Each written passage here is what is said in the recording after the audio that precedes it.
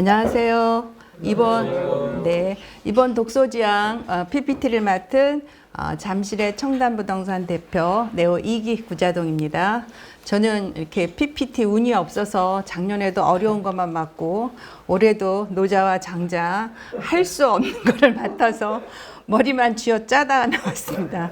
제가 장자와 노자의 철학을 이해할 수는 없었지만 제가 아는 한 최대한 제 능력의 지식의 범위 내에서 여러분께 설명해 드리도록 하겠습니다. 자, 작년에 제가 그 오래된 미래라는 그 누르베리 호주 여사의 책에 대해서 이야기하고 올해는 전혀 생뚱맞게 철학에 관한 책에 대해서 논하게 됐습니다. 장자와 노자, 동양 사상의 철학의 거장이죠. 자, 그럼 지금부터 시작해 보기로 하겠습니다.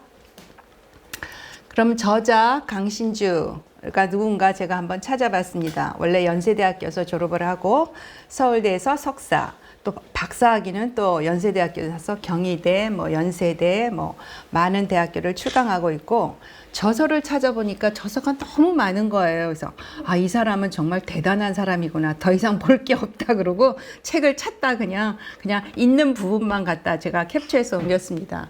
저는 제가 여기 저자 이 철학을 공부하면서 이런 거 힘든 공부를 한다니까 어떤 교수님이 이 중국 고대 철학의 이해 요 책을 갖다 주셔서 정리하는데 약간 참고를 했습니다.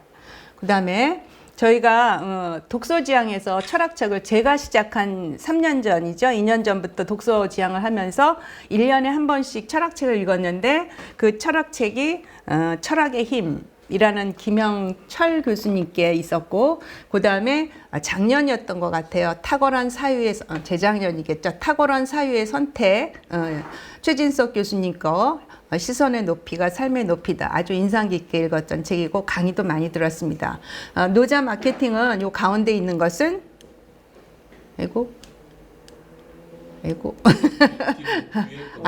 노자 마케팅은 이건 철학책은 아니지만 노자의 도덕경을 기준으로 해서 광고하시는 분이 지은 책인데 이것도 참 재미있고 흥미로운 책이었으면 같습니다.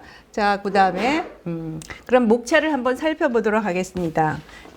제목도 재밌죠? 어떻게 생긴 마을이야? 첫 번째 지식인 마을로 초대, 두 번째 지식인과의 만남, 지식 토크, 테마 토크, 그 다음에 이슈 지식, 그 다음에 5챕터로 나눠서 마지막에 징검다리가 있습니다. 그럼 그 다음에 그러면 이제 저희가 이게 철학책이다 보니까 철학이 무엇이냐는 걸 잠깐 짚고 넘어가도록 하겠습니다. 철학이라는 것은 지적 사고의 최고에 해당하는 생각 사유의 최고봉이라고 할 수 있죠. 그러면 이 지적인 사고를 하려면 어떻게 해야 되느냐라고 하면 지적인 사고를 하기 위해서는 우리가 이 독서를 많이 해야 된다고 합니다. 그러니까 책을 읽지 않는 사람은 어떤 감정이나 어떤 즉흥적인 거에서 자신의 그 어떤 결정을 하게 되는데 지적이다라고 하면 책을 많이 읽어서 생각과 깊이가 깊은 사람을 얘기한 거죠. 그러니까 철학을 한다는 것 자체가 지적 사고의 최고의 수준을 얘기하고 있는 거예요. 그래서 여러분들처럼 독서를 많이 하는 사람은 지적인 사람이라고 볼 수 있겠죠. 그럼 우리가 원래 철학하면 필로소피 그래서 지혜를 사랑하는 사람이라고 이렇게 원문에 나와 있는데 여기서의 철학, 그럼 언제부터 철학이 생기기 시작했느냐라고 생각했을 때 서양의 철학은 철학의 아버지라고 하면 서양에서는 탈레스를 철학의 아버지라고 부른답니다. 근데 이 사람을 왜 철학의 아버지라고 얘기를 하냐면 그 이전 이 사람이 이제 그리스 사람인데 BC 기원전 640년, 50년 전의 사람입니다. 근데 이분은 철학의 만물의 모든 근원이 물이라고 주장하신 분입니다. 그러면 이 사람 이전의 사람들은 만물의 근원은 무엇이라고 생각했을까요? 만물의 근원은 신이라고 모든 것이 신의 중심이었기 때문에 모든 게 신이라고 생각했는데 이 사람이 처음으로 탈레스가 만물의 근원이 물이다라고 생각했기 때문에 이걸로 이분이 철학의 아버지라는 칭호를 얻었습니다. 근데 정말 만물의 근원이 물이라는 게 중요하다는 게 아닙니다. 생각을 변화시켰다는 거예요. 모든 게 만물의 중심이 신에서 물로 바뀌었다는 그런 생각을 했던 사람을 철학의 아버지라고 얘기를 해요.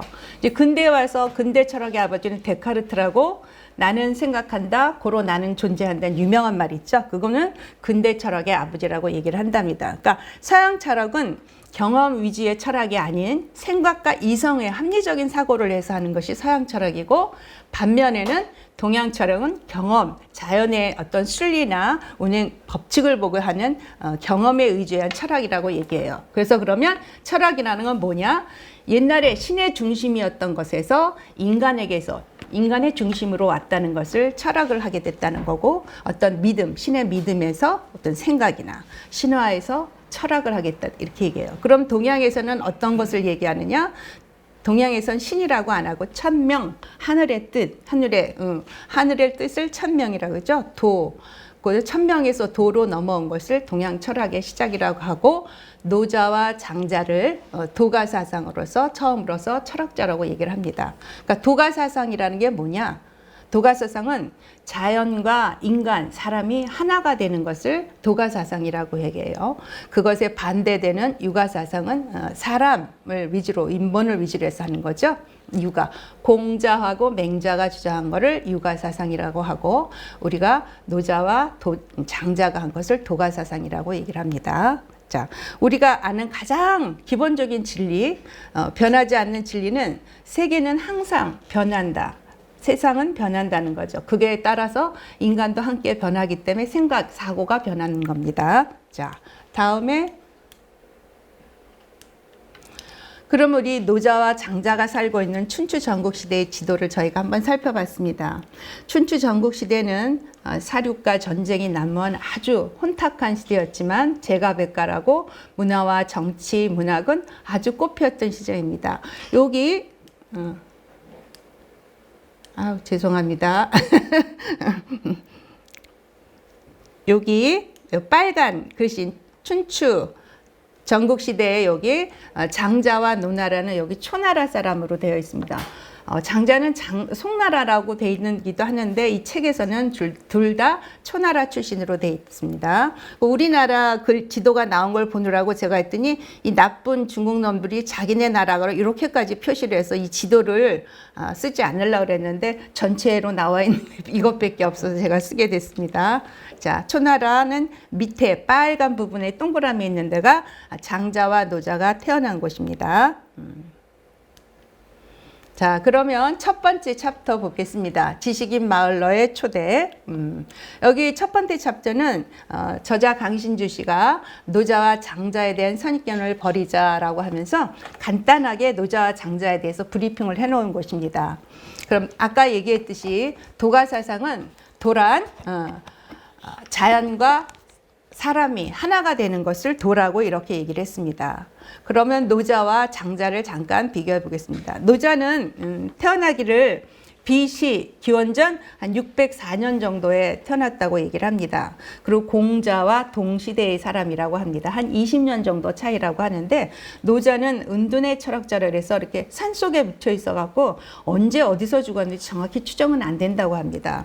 그의 반면에 장자는 BC 369에서 286 이렇게 돼 있는데, 한 노자 장자의 차이가 한 250년 정도, 300년 정도 차이라고 하고, 장자는 맹자와 동시대에 살고 있던 사람이라고 합니다. 그러면 노자에 있어서의 도가 어떤 도인가 한번 봅시다.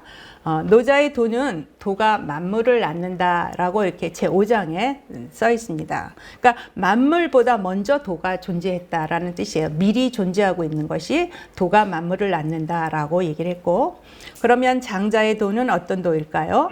장자는 실천적인 삶과 실천을 통해서 이루어지는, 우리가 걸어가야만 도가 만들어진다. 제물론편에서 그렇게 설명을 하고 있습니다. 그럼 세 번째, 그러면 노자의 도는 어떤 도를 말하고 있으니까요? 국가 통치를 위한 도라고 얘기를 하고 있어요. 정치 철학을 하기 위한 도를 만들어낸 거고, 장자의 도는 타인과 소통하기 위한 열린 철학을 하기 위해서 도를 만들어낸 사람입니다. 그러면 도를 실천하는 방법으로 노자는 어떤 방법을 택했을까요? 무위자연이라고 그래서 무위, 아무것도 하지 말라. 여기서 나와 있는 자연이라는 것은 우리가 알고 있는 명사의 자연, 우리 주변, 인간의 주변 생태를 얘기하는 자연이 아니고 스스로 수로랍니다. 동사로서 스스로자 그럴련, 그래서 스스로 그러하다. 그러니까 아무 짓도 하지 말고 그대로 내비둬라라는 의미, 통치 방법을 무위는 통치 방법을 썼고요.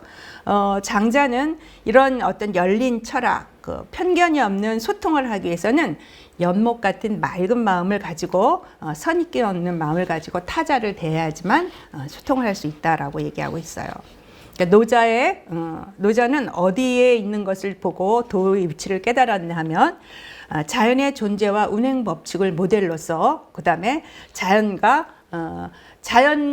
자연의 뜻을 거스르지 말고 그대로 있는 그대로 봐주는 그 순리를 따라서 하라라는 모델로 했고, 장자는 자연과 합의를 같이 공생공존해서는 꿈꾼 철학자라고 얘기를 합니다.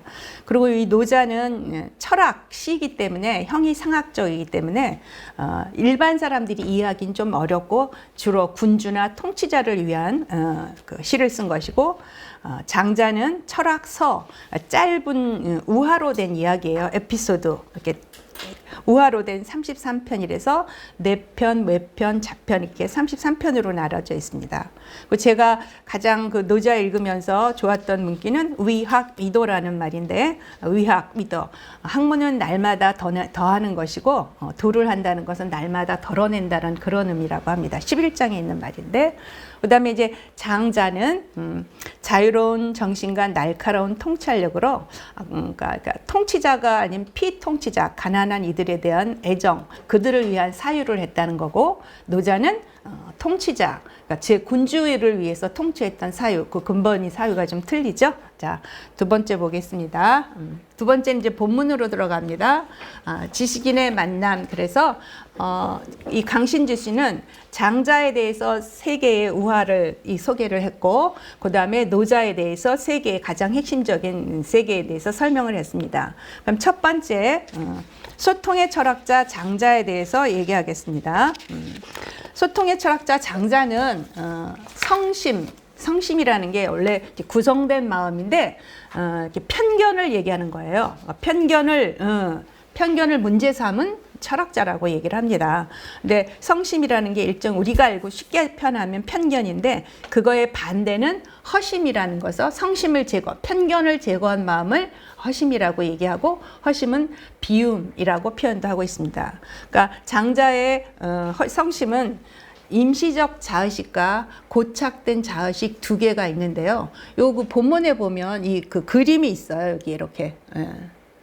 여기 장자가 주전자에서 물을 따라서 이렇게 세모난 그릇, 네모난 그릇 이렇게 따르죠. 그렇게 따르는 그런 그 물속에 담겨져 있는 것을 임시적 자의식이라고 얘기를 하고, 그게 얼어서 딱 굳어진 상황을 고착된 자의식이라고 얘기를 한다고 이렇게 쉽게 설명을 해주고 있어요.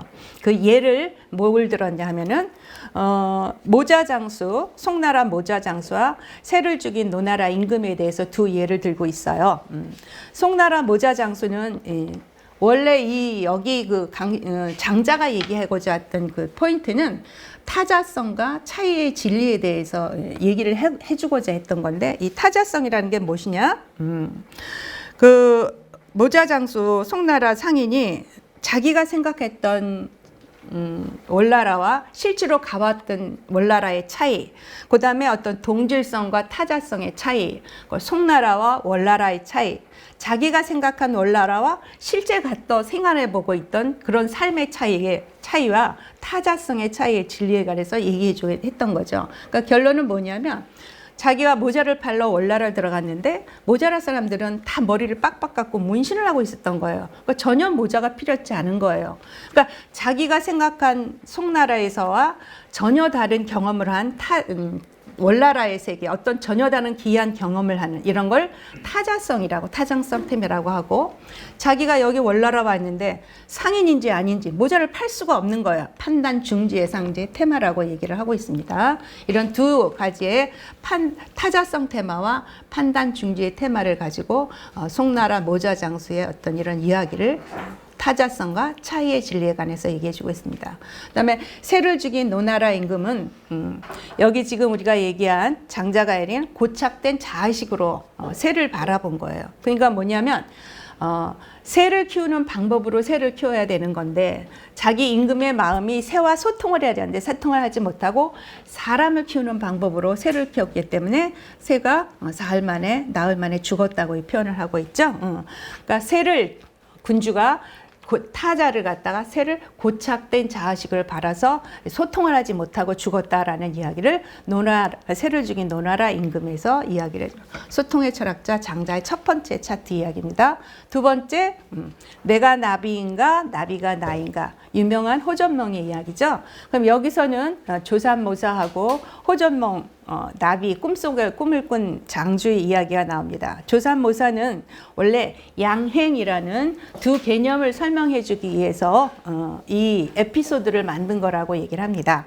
양행이라는 것은 두 방향으로 동시에 이렇게 진행하는 걸 얘기하는 거예요. 그 두 방향으로 동시에 진행하는 게 뭐냐?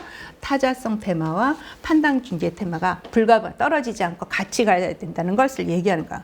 첫 번째 그 방향이라는 것은 무엇이냐면 일단 마음을 비워서 자기를 수양을 해야 한다는 내면의 편을 얘기하는 거고, 두 번째는 실제의 그 어떤 자기의 선입견을 버리고 타자의 결에, 상대방의 결에 따라서 자신을 맞추는 것을 얘기하는 거답니다. 그러니까 조산모사의 얘기에서는 뭐냐면 원숭이를 키우는 사람이 아침에 도토리를 3개 줬고 저녁에 4 줬더니 원숭이들이 막 화를 내더라. 근데 실질적으로는 변한 게 없는데 또 아침에 4개의 도토리를 주고 저녁에 3개를 줬더니 기뻐하더라라는 뜻이에요. 근데 실질적으로는 도토리 개수가 변한 게 전혀 없는데 언제 기뻐하고 언제 원숭이들이 타자가 싫어할지 모르는 이렇게 판단 중지 할 수 없는 상태를 맞았을 때 어떤 알 수 없는 경험, 어떤 실전 상태를 보고서 그러니까 타자의 원숭이에게 귀를 기울여서 이 판단을 하라라는 뜻이에요. 이렇게 타자의 움직임에 따라서 원숭이의 움직임에 따라서 자신을 새롭게 조율해야 되는데 이와 같은 것을 장자는 인시라고 불렀답니다. 우리가 많이 쓰지 않는 말이라서 익숙지 않은 말이 있어요. 저도 입에 잘 붙지는 않습니다. 그래서 여기도 조산모사도 똑같이 원숭이가 뭘 좋아할지 타자가 뭘 좋아할지 모르기 때문에 판단 중지와 타자성 테마에 관한 근본적인 얘기를 나누고 있는 겁니다. 자, 호전몽은 이제 장주가 꿈을 꾸었는데 꿈속에서 나비가 돼서 날아가는데 자기가 나비인지 장주인지 구분을 못했다고 얘기했어요. 여기서 장주도 되고 나비가 되는 두 시점, 결국은 타자와 만남으로써 그게 구분이 되는 거죠. 그럼 그 타자는 누굴까요? 자고 있는 꿈속에서 꿈을 꾸고 있는 장주를 깨우는 타자는 아내가 그만 일어나요 라고 했을 때 그 시점에서 현실로 돌아왔을 때는 장주가 되는 거고, 꿈속에서 아름다운 나비가 유혹할 때는 나비로서 생활하고 있는 겁니다. 여기서 호전몽에서 장자가 얘기하고자 하는 것은 어떤 생성의 긍정을 얘기하고 있는 것입니다. 타자의 만남을 긍정하고 더 나아가서 타자와 소통하여 어떤 주체가 자신의 변형을 하는 것을 긍정하는 걸 얘기하는 겁니다. 자, 주체 자신의 변형을 긍정하는 겁니다. 세 번째 챕터 보겠습니다. 포종의 소잡는 이야기에서는 장자가 얘기하겠던 핵심은 포종의 이야기의 핵심은 포종이라는 사람의 주체에 관해서 얘기하는 거예요. 그 사람이 어떻게 원래 포종은 처음서부터 포종이 아니었어요. 원래는 소를 잡는 사람은 도살자나 백정이라고 표현을 하죠. 그런 도살자라는 사람이 처음에는 도살자였지만 19년 동안 소를 잡으면서, 처음에는 소를 잡지 못하는 사람이 19년 동안 소를 잡으면서 소를 잘 다루게 된 거죠. 소를 잘 다루면서 칼도 하나도 부러뜨리지도 않고, 그 다음에 소에게 고통을 주지 않고 할 수 있는 이런, 그러니까 원래 처음서부터 포종이 아니고 도살자가 19년이라는 세월이 지나서 생성 어떤 과정의 변화를 흔적으로서 포종이라는 게 생겼다는 거예요. 주체의 변형에 관해서 얘기하고자 해서 포종의 이야기가 했던 거고, 네 번째는 이제 지금부터 노자로 들어갑니다. 노자는 국가, 제국, 형이상학자. 형이상학자 그러니까 좀 어려워 보이기도 하죠. 예, 어렵긴 합니다. 그러니까 노자의 철학적 문제 의식은 무엇이냐라면 어떻게 하면 국가를 잘 통치할 수 있을까? 여기 세 번째에 있는 여기 첫 번째, 세 번째 마지막에 있는 문제 의식이 제일 처음입니다. 노자의 문제 의식은 어떻게 하면 국가를 오랫동안 잘 통치할 수 있을까? 천하를 통일할 수 있을까? 제국을 갖다 권력을 오래 유지할 수 있는 그런 문제에서 시작을 했습니다. 그럼 문제의 해법은 그럼 어떻게 가는 해법이 뭐냐라고 했을 때 문제의 해법은 국가의 작동 원리는 교환 관계에 의해서 성립된다는 거예요. 그러니까 그 옛날 기원전 오래되신 분이 지금 우리나라의 경제, 지금 현대의 경제 메커니즘하고 비슷한 구조로 봤던 거예요. 수탈과 재분배. 그러니까 지금으로 얘기하면 수탈은 세금이고 재분배는 복지 정책을 얘기하는 거겠죠. 이런 교환 관계로서 재분배의 관계로서 해법을 제시했다는 거예요. 그 다음에 어떤 철학적인 근거는 무엇을 봤냐면 원래 노자는 주나라의 도서관장 같은 직책이에요. 지금 보면 사서 같은 분이죠. 역사학자라고도 얘기를 하고 그렇기 때문에 그는 그가 얘기하는 바깥을 나가지 않아도 도를 알 수 있고 창문을 통해서 보를 알 수 있다라고 하는 것은 그가 도서관장이고 책을 관장하는 사람이기 때문에 그 많은 그 역사 속 책 속에서 어떤 일정한 규칙을 발견한 거예요. 역사학적인 규칙. 그래서 이거를 역사적 이성화한 추상된 규칙, 법칙, 보편한 법칙이라고 얘기하는데 그런 책을 보니까 국가의 흥망성쇠가 국가가 성하고 흥하고 망하고 쇠하는 이런 게 어떤 일정한 규칙의 보편적인 도를 거기서 발견한 거예요. 내성 이런 거를 책 속에서 발견한 국가의 정치나 역사에 대해서 그런 근거에서 통찰해서 역사가적 이성을 추상화한 거라고 말은 좀 어렵지만 이렇게 써 있어서 저도 그렇게 얘기했습니다.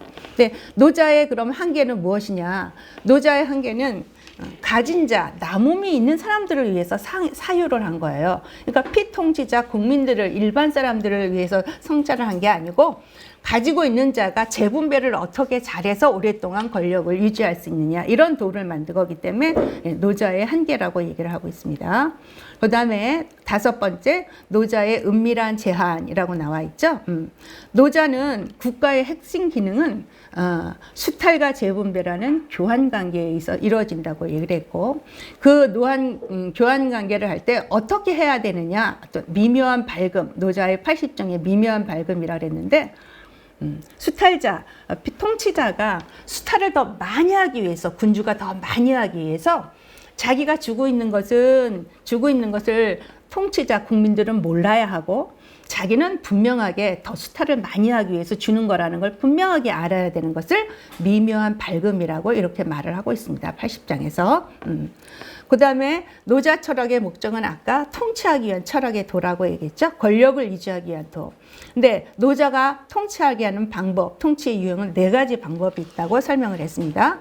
그 첫 번째 단계가 무위 정치의 단계라는 걸 얘기를 했는데 무위라는 것은 수탈과 통치자와 피통치자가 원활하게 작동을 해서 통치자가 있는지 없는지 모르는 단계를 첫 번째 단계라고 하고요. 두 번째 단계는 재분배만 군주가 백성들에게 주는 것만 부각되는 단계가 재분배의 단계라고 해요. 수탈이 부각되는 단계가 3단계. 국민들이 피통치자가 이거 뭐야? 자꾸 뺏어가기만 하는 그런 걸 느낄 수 있는 단계가 세 번째, 수탈만 부각되는 거. 네 번째는 통치자가 수탈을 너무 많이 해서 이거를 갖다 이제 국민들이 들고 일어나는데 그걸 통치할 공권력이 없는 단계, 무너지는 단계죠. 그래서 국가가 이렇게 세어나고 일어나고 해갖고 계속되는 반복되는 이런 데에서 어떤 역사의 통찰에서 이성을 추안한 그 법이라고 도라고 생각을 합니다. 그다음에 마지막에 비워야만 채울 수 있다라는 노자의 도는 비워야만 채울 수 있다. 노자의 형이상하. 저는 형이상하라는 말을 별로 좋아하지 않습니다. 자, 그러면 한번 보겠습니다. 노자는 우리가 주역에서는 모든 세계관이 음과 양이라는 세계로 나누어져 있죠. 해가 있으면 달이 있고, 그 다음에 남자가 있으면 여자가 있고, 양으로 이렇게 구분했는데 노자는 모든 개체의 기본적으로 유와 무라는 개체 원리로 존재하고 있다는 것으로 사유를 한 거예요. 근데 무와 유라는 것은 원래부터 없었던 게 아니에요. 잊혀진 걸 노자가 이렇게 생각, 사유를 해갖고 어떤 이런 가치 철학을 만들어 놓은 거예요. 그러니까 유와 무라는 개체 원리로 사유하고 있는 거고, 그러니까 우리가 주려고 하면 먼저 뺏으려고 하면 먼저 줘야 되는 거고, 먼저 우리가 제거하려면 높여야 되고, 이런 모든 대대 형식의 의존, 대리 병세. 그러니까 아름다움이 있으면 추함이 있어야 아름다움인 거 있어야 되는 거고, 선이 있으면 악이 있어야 되는 거고, 앞을 쓰려면 뒤에, 이렇게 앞뒤 의존의 상호 의존적인 대립의 형식으로 되어 있다는 거예요. 유무라는 관계가 대대 형식이라고 표현을 했더라고요. 그럼 유라는 것은 뭐냐? 쉽게 이 강신주 씨는 뭐라고 했냐면, 물그릇이 있으면 그릇은 그냥 자신을 유지하려는 개체의 경향성을 추상화한 존재 원리가 유이다. 읽어봐도 잘 모르시겠죠? 그냥 들으세요. 그러면 무는 뭐냐? 그 빈 그릇, 아무것도 들어가 있지 않은 빈 그릇을 무라고 상징을 하고, 그러니까 타자와의 관계를 맺어야만 한다는 필연성을 추상화한 존재를 무라고 얘기를 하고 있어요. 유는 명, 뭐 이렇게 얘기도 하고. 근데 현실적인 개체 자체는 물그릇이란 표현에서 그릇은 유, 빈 그릇은 비어있는 그릇, 물그릇을 담가있는 것을 무라고 표현을 하고 있어요.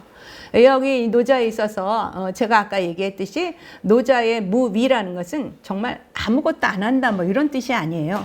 자연을 있는 그대로 내버려 둔다. 통치의 방법도 도를 통치하는 군주의 통치 방법은 맑음과 비움으로써 자신을 지키고 부드럽고 어떤 낮춤으로써 자기를 유지하는 그런 방법으로서 무위에 통치하는 방법이라는 거예요.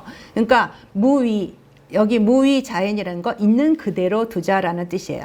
노자의 형이상학의 책의 최고의 정수라고 하면서 이 말을 얘기해. 1장에 나와 있는 거예요. 도라고 인정되는 도는 영원한 도가 아니다. 도가도, 비상도 우리 많이 들어본 거죠. 또 명이라고 인정되는 명은 영원한 명이 아니다.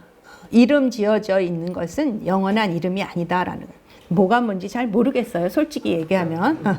무명은 만물의 시작이고 유명은 만물의 어머니다라고 이렇게 얘기를 하고 있습니다. 자, 그러면 본문 내용은 여기서 이제 끝마치게 하고 다음에 지식 토크와 테마 3장으로 넘어가겠습니다.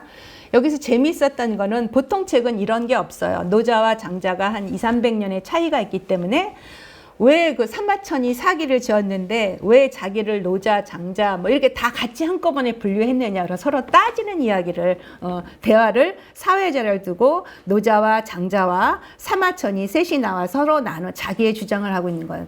결론은 사회자가 노자는 나는 이런 통치자를 위한 통치를 했고 장자는 어떤 타자 중심적인 일반적인 사람을 위한 사유를 했는데 왜 노자와 나를 똑같은 분류로 묻냐 이렇게 막 서로 따지고 하니까 사마천이 장자 선생님은 노자의 사상을 계승하지 않았습니까? 라고 얘기를 하면서 그래서 이렇게 해서 한꺼로 묶었다라고 했더니 이제 그러니까 알았으면 이제 다시 분리해 주시겠습니까? 그래서 예, 제가 책을 다시 쓰면 다시 이러이러하게 분리하겠다라는 요 몸이 참 재밌었던 것 같고요. 그 다음에 이슈 지식이라는 면에서 다른 거는 뭐 여러분이 책을 읽어보면 알겠는데 노자 철학이 현대 사회의 답은 무엇일까요? 라고 했을 때 요 점에 대해서 제가 생각을 해봤어요. 그러니까 이 책에 나와 있는 장자의 키워드는 소통입니다. 그리고 노자의 키워드는 뭐라고 잡으면 좋으냐? 무위자연, 무위라고 키워드를 잡으면 될 것 같습니다.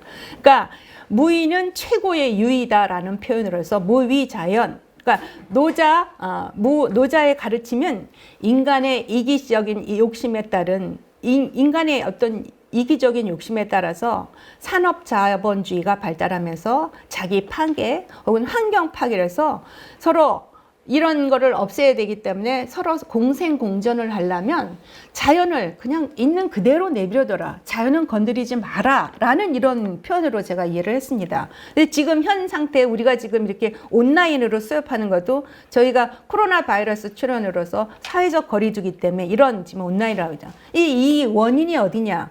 자연을 있는 그대로 놔봐두지 말고 자연을 건들지 말아야 되는데 자연을 건드렸기 때문에 이런 상태가 그러니까 박쥐도 살아야 되고 인간도 같이 살아야 되는데 건들지 말라라는 뜻이죠. 박쥐가 우리한테 와서 일부러 바이러스 퍼려주고 갔겠습니까? 그렇지 않죠. 인간이 박쥐를 건드렸기 때문에 서식지를 파괴했기 때문에 박쥐의 바이러스가 인간에 가까운 사람에게 들어가 있던 거예요.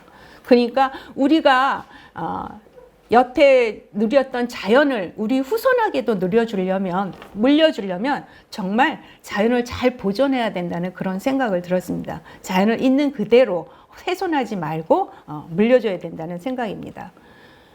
그리고 어떤 학자들은 2050년, 2060년대는 정말 우리가 없을 수도 있다고 이런 무시무시한 말을 합니다. 그러니까 정말 지금이라도 자각을 해서 환경을 보호하고 보존하지 않으면 우리의 미래, 후손의 미래는 없다라는 뜻입니다. 이래서 현대적 사회의 대안이라고 무위, 자연을 있는 그대로 스스로 그렇다 그렇게 내버려둬라라는 것이 노자의 현대사의 대안이라고 봤습니다.